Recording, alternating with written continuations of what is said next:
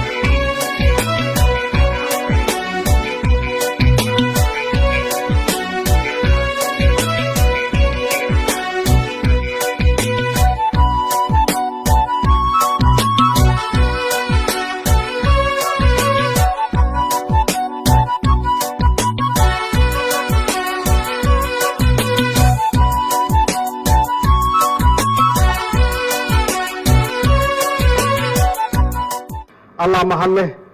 ومانتا هالكن سوكاي كيني على مسار كان المرخاتي كلها كل جيل هو ولي مالين تاريخية ومدحوينيه لبعض اللي دورتي مقالدان إن شاء الله نحن رجينا إنه إلهي هوشي سوف وضوه وحان رباينا نوهم بليو كله dadkii ka qayb galay campaign-ka oo tartanka ku jiray sida wanaagsan oo sharafta badan oo dignified-ka ah oo wanaagsan ay uga qayb galeen iyo sida ay u aqbaleen natiijada iyo ciidamada qalabka sida Soomaaliyeed iyo ciidamada AMSOM ee Itoobiyaanka ah ee halkan jooga oo sugay ammaankii magaaladan si ay uga dhacdo doorashadii taariikhiga ahayd oo runtii adduunka dhan laga fiirsanayay laga daawanayay oo ay cadeed sidee u dhacday runtii waxay ahayd election ama doorasho taariikhi ah waxaan rabaa inaan adkeeyo oo aan hoosta ka xariiqo hadalkii madaxweynaha uu yiri Cabdicasiis maxamed xasan lafta gareen iyo madaxweyne ku-xigeenkii maxaan ku raahdaa Puntland hadalkii yiraahdeen oo ahaa inuu isbedelay xiriirka dowlad goboleedyada iyo dowladda federaalka ah waana soo dhawaaynaa maxaa yeelay waxaan nahay hal dowlad ayaan nahay waxaan nahay hal dad ayaan nahay xaqiiqatan looma baahna in la yiraahdo calaaqaad waa la kala goostay